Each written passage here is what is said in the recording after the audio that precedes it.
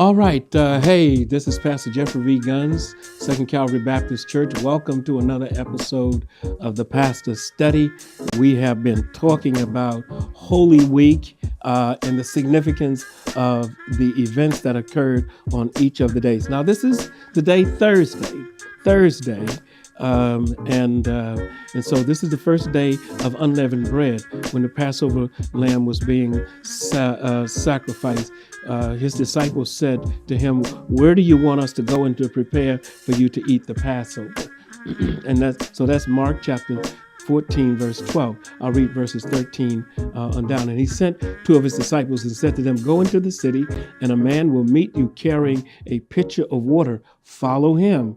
And wherever he enters, say to the owner of the house, the teacher says, 'Where is my guest room in which I may eat the Passover with my disciples?' And he himself will show you a large upper room furnished and ready. Prepare for us there." The disciples went out and came to the city and found it just as he told them, and they prepared the Passover. When it was evening, he came with the 12.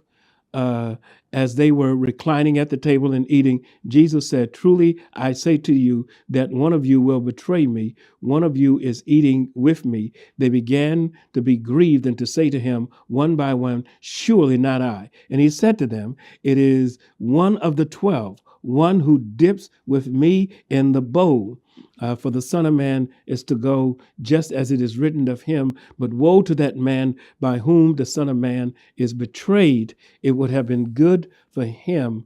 It would have been good for that man if he had not been born." And so verse 12 then is earlier in the day on Thursday. And so we think of this Thursday as Maundy Thursday. And why do we call it Maundy Thursday? It comes from a word that simply means mandate. It is the day that we commemorate and recognize the institution of the Lord's Supper, which was on the Thursday prior to Good Friday.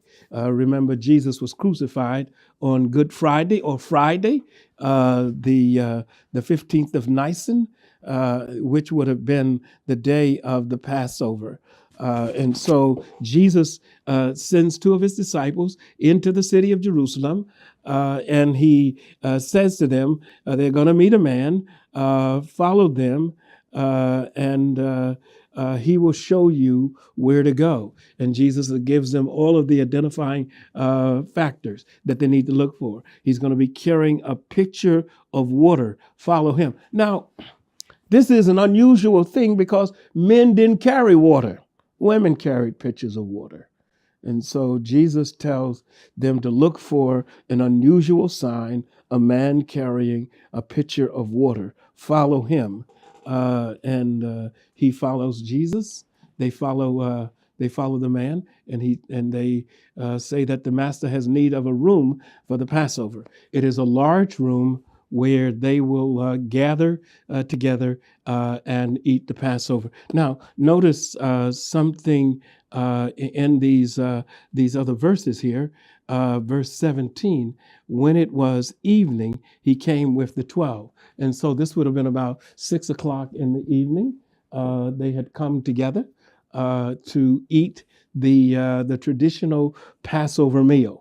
And that was where they would sacrifice something, sprinkle the blood over the door, and they would remember the Lord's deliverance of them from bondage in Egypt. And Jesus said to them that one of you is going to betray me. And all of them began to ask, "Surely not I." And you know, the reality is it could have been any one of them. It could have been any one of them, just as it can always be any one of us who betrays the Lord by the way that we live or the things that we do. And he said to them that it was one of the 12. And so while they were eating, so there is this traditional meal. Some people call it a Seder meal, but there is this traditional meal that they would eat together. And they would drink together. And so while they were eating, Jesus does something entirely different. He took some bread and then he blessed it and then he broke it and he gave it to them and said, take it. This is my body. And so they're sitting there, they're enjoying the Lord, they're enjoying the Passover meal. And then Jesus solemnly takes some bread, blesses it, breaks it, and gives it to them and said, take, eat, this is my body.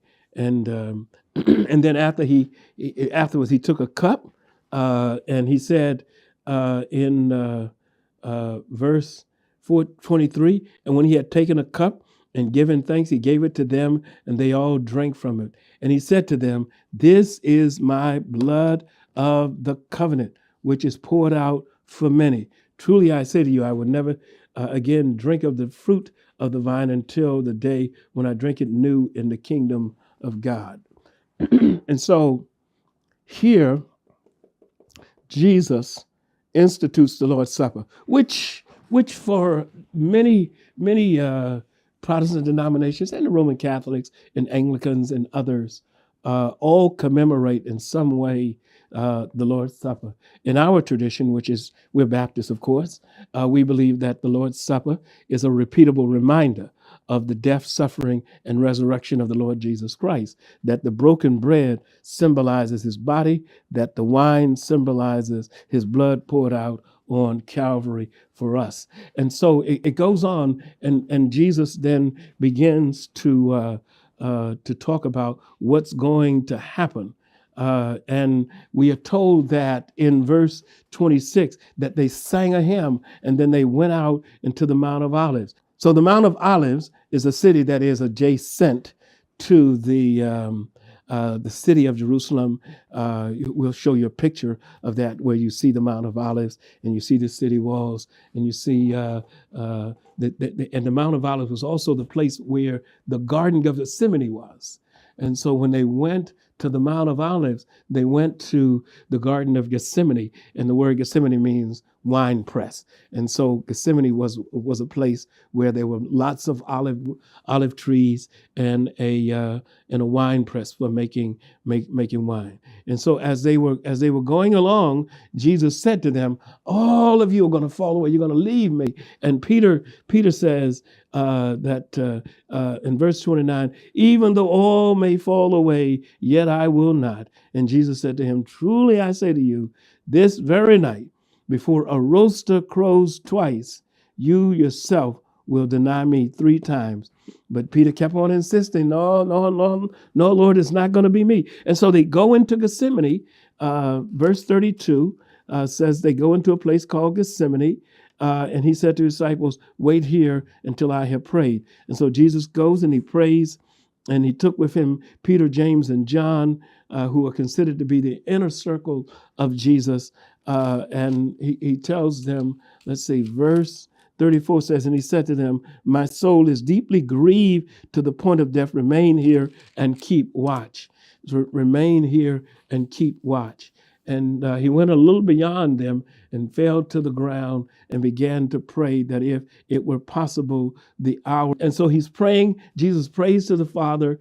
And while they are there, he goes away twice and he comes back and he comes back a third time.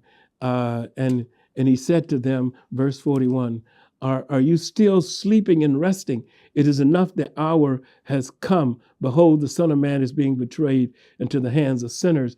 Get up, let us be going. Behold, the one who betrays me is at hand. So the disciples, Peter, James, and John, and the rest of them, they all fell asleep. They all fell asleep, and they left the Lord alone.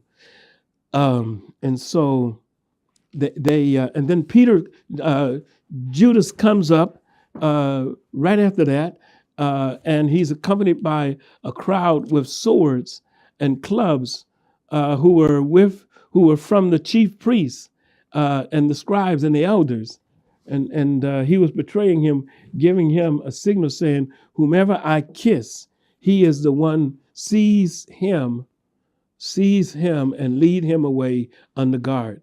And so Judas conspired with them and told them how to recognize them and then what to do after they had seized him. And they laid hands on Jesus and they took him away, and they took him to the high priest. And verse 50 is an interesting verse because it says they all fled, all of the disciples, all of the disciples. I was scratching my nose there. All of the disciples. Verse 50 says all of the disciples, and they all left him and fled.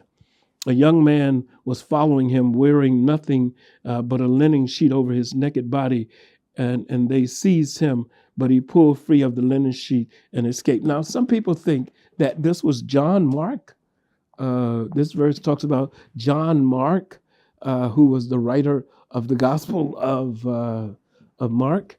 They think that this verse describes John Mark. There's no real reason not to say that it was John Mark, and there's no real reason to say it was John Mark. We don't know, but that's tradition. And they led Jesus away to the high priest, and then he is tried. He is tried for blasphemy, and they bring all of his words back up to him. And they said in verse 64, "You have heard the word. You have heard the blasphemy, and how does it seem to you?" And they all condemned him to the deserving of death. Some began to spit at him and to blindfold him, and all the officers received him with slaps in the face. Imagine, Jesus is being spit on. He's being slapped. He's being knocked around. And Peter comes up, and Peter denies him. Peter denied him. And verse 66 through 72 contain the three denials of Peter, where Peter denied Jesus 3 times. That was a word fulfilled. And then verse 15, chapter 15 says that at the end of the night, early in the morning, the chief priests with the elders and the scribes and the whole council immediately held a consultation, and binding Jesus, they led him away and delivered him to Pilate. So Pilate questions Jesus for a while and finds no fault in him, and asks, who would you rather that I release? Jesus or Barabbas? And of course, the people said Barabbas because they were inspired by the chief priests. And the soldiers then took Jesus away in verse 16. Jesus is taken away to the palace, that is the Praetorium. And now the Romans had a fortress built right next to the temple. It was called the Antonio Fortress, and we have pictures of that, the Antonio Fortress. And so they took Jesus to the Antonio Fortress. The Antonio Fortress. Wow. And as Jesus was eventually released by them, and we're told that they dressed Jesus up in purple, and after twisting a crown of thorns, they put it on him, and they began to proclaim him, "Hail, King of the Jews, King of the Jews." And they kept beating his head with a reed and spitting on him, and kneeling and bowing before him. Now these are the Roman soldiers doing this to Jesus. And after they had mocked him, they took the purple robe off of him and put his own garments on him, and they led him out to crucify him. They pressed into service a passerby coming from the country, Simon Cyrene, the father of Alexander and Rufus, to bear his cross. So Simon of Cyrene is asked to help Jesus to bear his cross. And now this was an African. And so verses 22 to 40 really kind of give us some of the words of Jesus from the cross and some of what happened while he was on the cross. And then we're told that Jesus, after he is dead, Joseph of Arimathea comes and requests the body of Jesus and buries Jesus in his own tomb. And then we know what happened after that, because 3 days later, Jesus is raised from the dead. All right, well, I hope that you have enjoyed this short series of studies on the last days of Jesus, and we hope to see you soon. Goodbye.